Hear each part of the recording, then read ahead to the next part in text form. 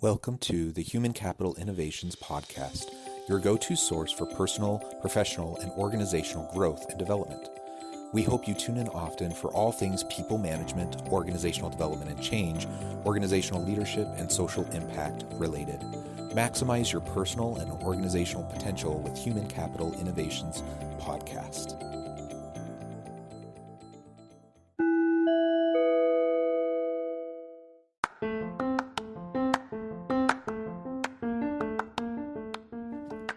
Welcome to the Human Capital Innovations Podcast. In this HCI podcast episode, I talk with Julie Broad about enhancing your professional branding through thought leadership.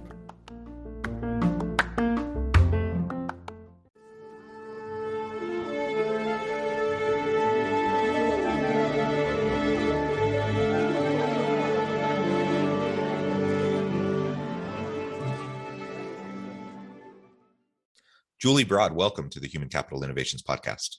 Thanks for having me. It is a pleasure to be with you. I'm super excited to have a fun conversation around thought leadership. You're in the publishing space, and so you're going to give us all sorts of ideas and insights and tips and tricks on how we can enhance our personal branding and our professional branding through thought leadership. As we get started, I wanted to share Julie's bio with everybody. Julie Broad is founder of self-publishing services from book launchers and Amazon, overall #1 best-selling author. She knows what it takes to successfully self-publish a book. Julie's titles include More Than Cash Flow, which topped Amazon, The New Brand You, and her latest book, Self-Publish and Succeed. An expert on writing a book with marketing in mind, Julie teaches authors how to write a no boring book on her popular YouTube channel, booklaunchers.tv. Her advice for authors and investors has also been featured in Forbes, Entrepreneur.com, Yahoo Business, CTV, The Toronto Sun, and Medium.com. What a wonderful background and expertise that you bring to the table today. Anything else you would like listeners to know by way of your personal context before we dive on in? No, I think that covers most of it. I mean, people who are listening going CTV, Toronto Sun. I'm Canadian originally. I live in Las Vegas now. So I'll just explain that part. No, that's great. Yeah. And I'm south of Salt Lake City in Utah. You're in Vegas. So we're actually pretty close to each other relatively. And the weather there is probably a little bit more sunny and less snowy than it is here right now. Oh, you've got snow. Oh, goodness. We do. And we have snow in the forecast for the next several days. So I think we're going to have a white Christmas. That's lovely. That's really nice. Yeah, it's gotten cold here the last week, but it's still sunny. Yeah, good. Well, to start off, why don't you share a little bit about book launchers, just how that came about, why you've really devoted your time and energy into this space. And then we can get more into how organizational leaders can enhance their professional branding through their own thought leadership. Yeah, for sure. I started Book Launchers in kind of a roundabout weird journey because I was a real estate investor and I had a real estate training and education company in Canada. And in that, I published my first book, More Than Cash Flow. And I thought I was going to get a traditional deal. I was like really close on that journey, but they ended up turning me down after a long back and forth, saying I didn't have a strong enough platform to sell books. And it was devastating because I had this little girl in me that always wanted to be a writer that was really excited that she was now going to get a book deal. But I ended up going down the self-publishing route. I was like, well, if they're not going to do it, then I'll do it better. And I dove into publishing. And what I learned in the whole process was, first of all, you don't need a traditional deal to have a book that's going to make an impact on people and an impact on your business. You have to do it well. You have to do it like they do in traditional publishing. But nobody's searching for Wiley's latest release. Like they're searching to solve a problem. So if you solve a problem, your book will probably sell if it's positioned well. And so that was part of the journey into Book Launchers, was that book kind of opening my eyes to the power of self-publishing and the power of writing the book that, you know your market better than a publisher most of the time. So, you know what's going to really impact an audience. And so that was part of it. But the other part was meeting people through my education and training company who had published books that didn't do well. Like my book went to #1 on Amazon, ahead of Dan Brown, ahead of Game of Thrones. And part of that was that the whole time I was terrified nobody was going to buy my book. So I was so focused on marketing from day one. And a lot of people just write a book and then figure out how to sell it. So under Book Launchers, I took all the pieces that you need to have a really high quality, as good or better than a traditionally published book. And I put an emphasis on marketing from day one. So we're writing a book that is set up to grow a brand, to grow a business, to appeal to a specific audience and sell. And the whole journey really is set up for that, but it's all under one roof because you can't separate editing. Your editors aren't marketers, right? So you need to make sure there's a marketer watching over the editor and a marketer watching over the cover designer. And that's what we do. And that's really the shortest version of why I started Book Launchers. Yeah, that's really cool. And I'm in the academic space and the practitioner space. I like to consider myself as a scholar practitioner. I publish a lot in academic journals. I've done a lot of academic publishing, edited volumes. So I've had a whole range of both articles and book publications through traditional outlets. And my experience has been, well, and maybe it's somewhat unique to the academic book publishing space. It's not like mass market, right? So you're not like getting tons of people to buy an edited volume on some esoteric, research topic or whatever. But then I started, getting more into publishing in the practitioner space. And I was going down the same path you were. I was looking at traditional publishers, and I was realizing, that kind of the traditional value add of going with a big publisher, that it seems like that is diminished over time. Mm-hmm. But they still take a huge cut and leave you with just a little bit of the royalties, and you still have to do a lot of the pushing and the marketing for the book yourself anyways. So then I started to look into, well, what would it take to create my own imprint with my consulting firm and essentially self-publish practitioner-oriented content in book form. Mm-hmm. And it's been a fascinating journey. It's been super fun. And I would say, not as successful as you, but moderate success. It's been a lot of fun. And I've been able to reach way more people than I think I would have otherwise, which has even been more fun. Yeah. And it's, you hit one of the things a lot of people don't know is that they think when they get a traditional book deal, all they do is show up and provide the content and the publisher is going to do everything else. And the reality is they are going to control it. So you're going to lose some of your autonomy in what actually goes on the cover, what it's called, even what's in it. But they're not going to market it. You're getting a book deal because you're going to be marketing it and they can see how you're going to sell the book. And so that's the funny part that a lot of people think, oh, if I get a traditional book deal, I'm going to kick back and the publisher does that. No. I mean, I suppose if you're a huge name, then a lot of marketing dollars will go behind it, but otherwise it's kind of up to you, right? Yeah. And your indicator is the advance they're giving you, right? If they're giving you a high 6-figure or 7-figure advance, they're going to be investing in the success of this book. If they're not giving you an advance or it's, a low 5-figure, they're really just kind of saddling up to you just in case it does well. Right. Well, very good. So that's so cool that you launched this business and you're helping many to find their voice and to find their avenue for publishing. Now let's get into more about thought leadership. You talk about branding for organizations is important. Personal branding, though, is also important. So if I'm trying to brand myself within the leadership space, within the industry, to demonstrate my expertise and to either position myself for better impact within my current team, or perhaps advancement within my current company, or perhaps moving to the next opportunity or starting my own business, right? Thought leadership plays an increasingly important role in a content-rich, saturated marketplace. So then the question becomes, how do you really start to make your mark as a thought leader within your niche? And how can you utilize services like yours to help do that? Yeah, I mean, it's a big topic. A couple of key points that I think are worth noting is, first, in whatever industry you're in, everybody has the same credentials. So writing a book gives you a credential the other people don't have. And if you write a fairly niche focused book, you're now the person who wrote the book on this subject. So it's a really good positioning tool. In order to position yourself the way you want to go, though, you have to do some bigger brand work so you know what you're trying to position yourself as and how you want to be positioned. And at the same time, I want to tell everybody that, your personal brand really should be based on values and more than like an expertise in a topic. Because as I have shifted from industry to industry, I can tell you my first 10 clients at book launchers, when I put up a shingle and said, this is the company I'm launching, my first 10 clients knew me as a real estate investor. They didn't sign up because of my publishing expertise. They signed up because of my core values and my personal brand. And, my first book was successful, but that doesn't mean I can make other people's books successful. So, I think that it's really more about who you are at the core, and then what expertise can you offer and serve the world with. And that will really expand your opportunities and position you to do really whatever it is you want to do.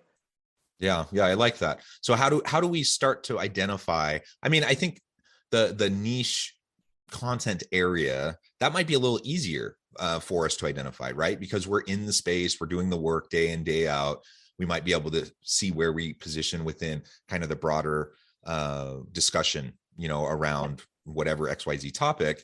What you're describing, which I agree with, I think it's super important to get back to values, but that may be a little bit harder to identify what those core things are going to be for us to then drive forward, the overarching kind of brand messaging that comes out of our thought leadership. How would you suggest that leaders try to do that? Yeah, I mean, I don't think there's one way to tackle it. I reversed into it. I wrote my first book knowing that I had massive value to offer certain types of people who are looking at becoming a real estate investor.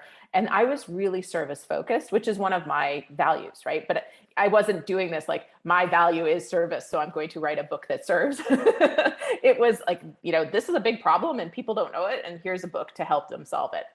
And so I think that you don't always have to know your values going in, but you do have to be connected to yourself so that you're not pretending to be somebody you're not. Because that's one of the biggest problems in books that I find is people write the book for the person they think people want them to be.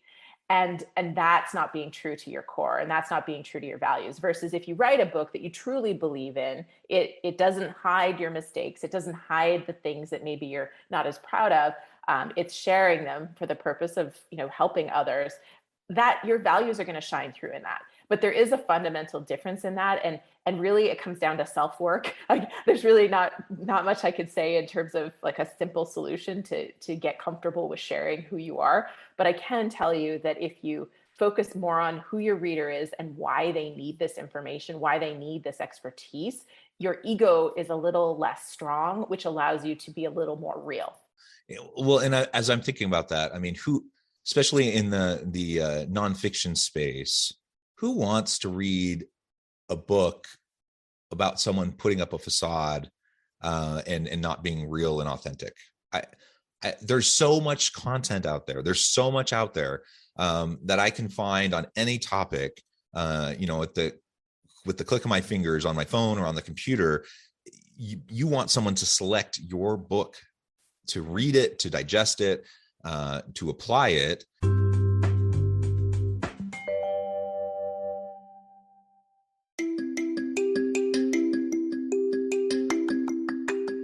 I'm excited to announce the publication of my new book from HCI Press, Bluer Than Indigo Leadership: The Journey of Becoming a Truly Remarkable Leader. Early in my adult life, I learned about an Asian proverb that translates as bluer than indigo. If you think about the color indigo, it is a brilliant, deep, and vibrant blue, what some would call the bluest of blues. To have something that is bluer than indigo is rare and truly remarkable. Contrary to popular myth, there is no one-size-fits-all or cookie-cutter approach to effective leadership. There's no silver bullet, no secret sauce, no go-to model that will solve all of our problems. The truth is, great leaders have all had their unique strengths and flaws, and have all had to discover and then pave their own distinctive path in their life's journey to fulfill their leadership potential. Bluer Than Indigo Leadership will help you discover your own path and explore those ordinary, everyday actions that will help you respond to an uncertain future and produce extraordinary results for individuals, teams, and organizations.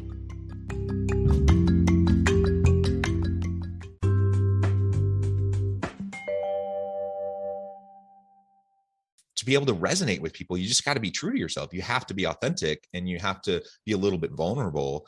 And if you're just trying to put up a facade to be who you think people want you to be, you're most likely going to miss the mark. People can see through that a mile away, and ultimately, you're just not going to really hit with your audience. You're not going to have an audience. Yeah, exactly. But it's easier to say than it is to do, because as soon as you start writing, all these kind of fears come up for people. The fear of failure, the fear of judgment is such a big one for people when they become an author. And the fear of failure is just as real as the fear of success. It's kind of funny to say, but some people are ultimately afraid of what success can do to their life. And so these things do come up, and they cause people to hide some of the stuff that really would make the book great. So I think that's why I like to just say, if you haven't done the self work, at least focus on the reader.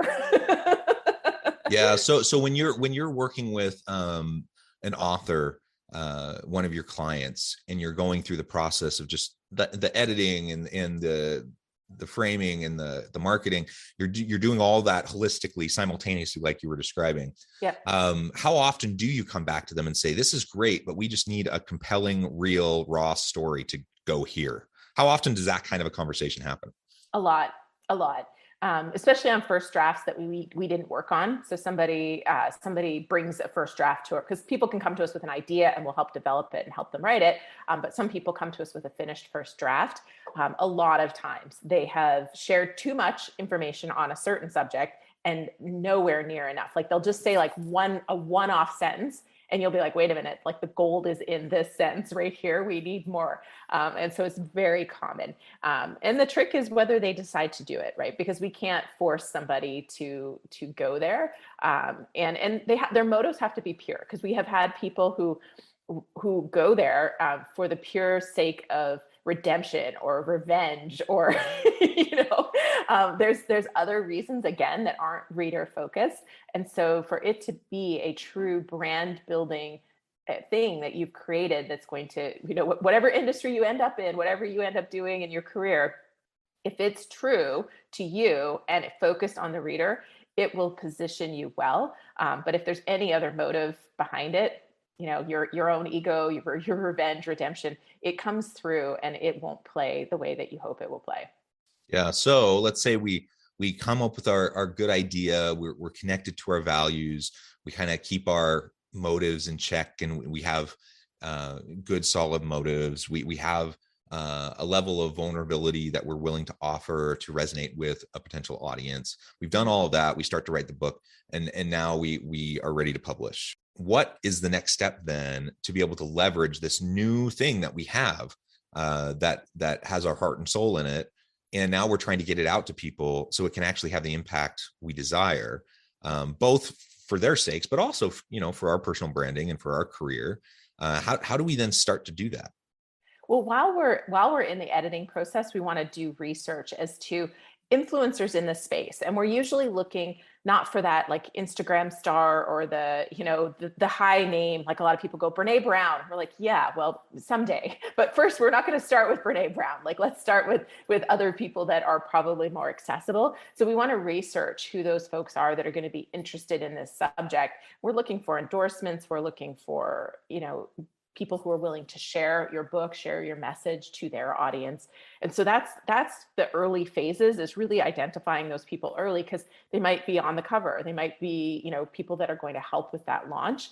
And then you really keep doing that throughout, as long as you want to keep marketing the book, right? That's something you're always keeping an eye open for, because author swaps, putting your book in somebody's newsletter and them putting it in yours, or podcast swapping, video swapping, whatever it is that your platform is, there's an opportunity for you to get in front of other people's audiences and vice versa. So always kind of having that radar on, I think, is really important. And then I always tell people, just do something every day. Do one thing every day when your book is out, and you'll build your brand. You're going to get the book in there and you'll build momentum. And so, those things can be a post on social media, which isn't buy my book. It's a tip or something, a story or something. You can share reviews from people, because you want to always be telling people to write reviews for your book. For Christmas, I always put up a thing that says the greatest gift you can give any author is a review on Amazon. No gift, no cost, just a review. So little things like that. So posting on social media, reaching out to somebody, building that relationship, pitching yourself for a podcast or a speaking engagement, contacting your local library, seeing if they have any events going on. Can you add value in your local community at the library or a bookstore or a local school, depending on your subject? For me, it's always, where can I add value? Like, just keep looking. Where can I add value to somebody who might have this reader in their audience? And one thing a day, and you can't help but find things that are going to work if you're doing something different every day. Yeah, I like that. So doing something every day and mixing it up, trying a lot of different things, really experiment with what will work for you and be true to your approach, your personality, your style, and resonate with your audience. And that's probably not going to be the same formula for, any two people, right? It's going to be slightly different. Or perhaps drastically different. Another question I have is, so I write this book, I publish it. I'm hoping to have a larger industry impact and position myself more broadly. But, I also want to see, how can I leverage my own expertise and thought leadership within my own team? But it seems to me that if I come to my team and say, hey, check out my new book that I've just published, everyone read it, that's not going to work. People will just think I'm an arrogant jerk if I try to do that. Any thoughts on how we can tie back into our thought leadership into our day-to-day with our own existing team? I mean, for me, I couldn't make the whole team read, self-publish and succeed. But it was one of those things where a lot of them were involved in the creation of it. So they would read it before it was actually out and provide input, and then you get their buy-in. So, I wouldn't try to put it down people's throats after the fact, but during, they're a part of the creation, and you're essentially getting them to read it at the same time as maybe they have an idea or a suggestion or a process of improvement to make the book better. That's typically how I do it. But new team members that come on my team, welcome to the team. Here's the book. But that's my approach, because I think it's a great training tool. It really teaches them all the things that they're going to need to know, at least as a foundational level.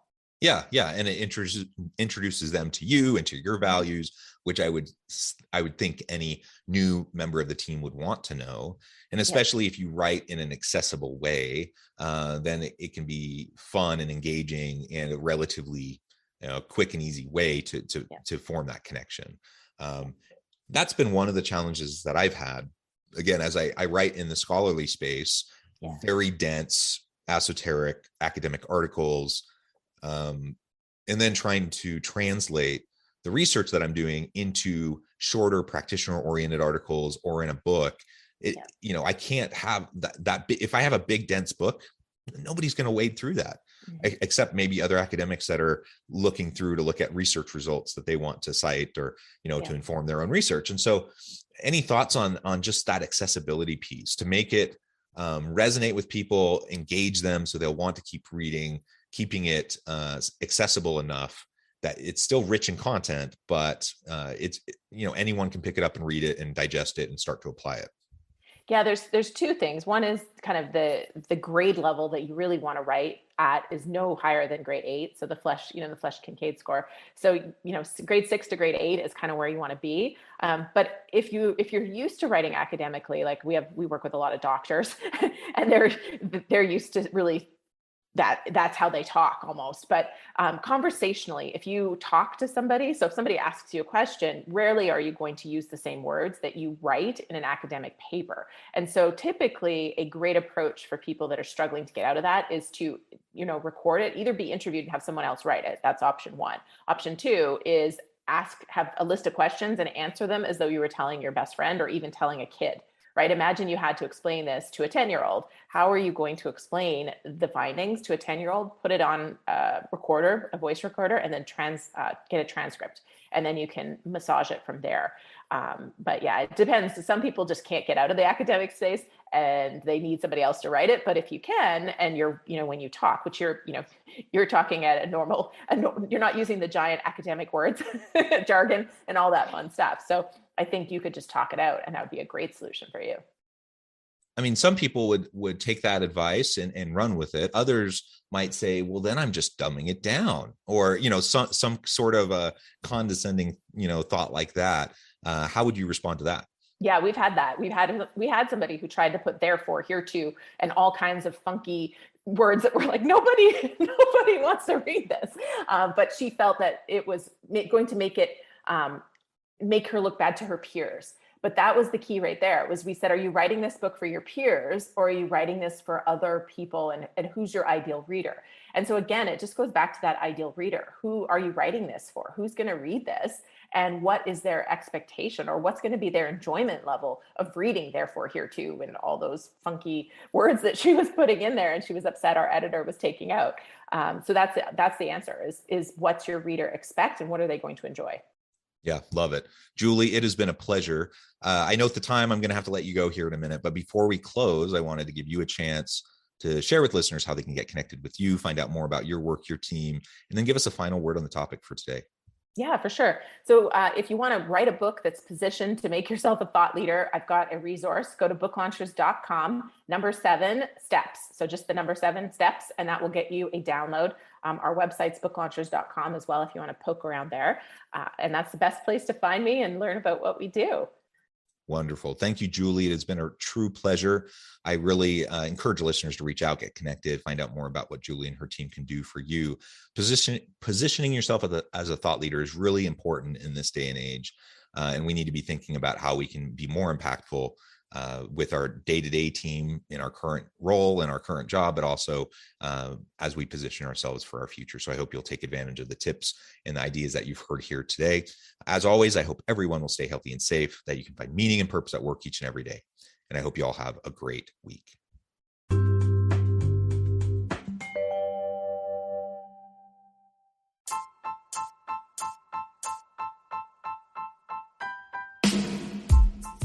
The alchemy of truly remarkable leadership. Ordinary, everyday actions that produce extraordinary results. Consider how the nature of work has shifted over the past 50 years. With increased globalization, rapid technological advancement, and the shift in economic composition, the average job of today looks very different than the average job of 50 years ago. What will the jobs and organizations of tomorrow look like? Moreover, what does this all mean for organizational leaders? What are the core competencies and capabilities of organizations and their leadership that are prepared for continued disruption and geopolitical and socioeconomic shifts? Regardless of what the future holds, increasingly, leaders need to be socially minded, data-driven, decisive, champions of talent, and disruptors of the traditional notions of leadership, teams, organizations, and work.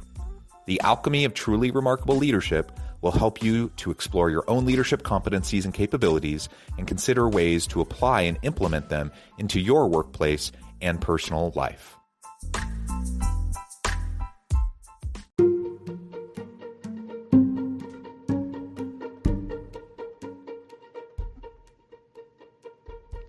Check out Human Capital Innovations magazine, Human Capital Leadership. Human Capital Leadership is a free, interactive e-magazine with the mission to help individuals, leaders, and organizations find innovative approaches to maximize their human capital potential. We publish issues quarterly in August, November, February, and May. Take a look at the latest issue and let us know what you think.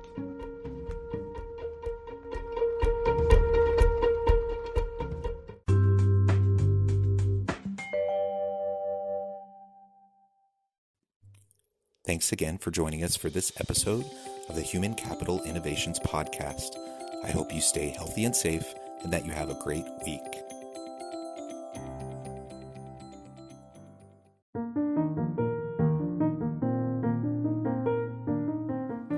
Check out our new weekly LinkedIn newsletter, Alchemizing Human Capital, exploring industry trends via original research and interviews with executives and thought leaders from across the globe. We look forward to having you join us.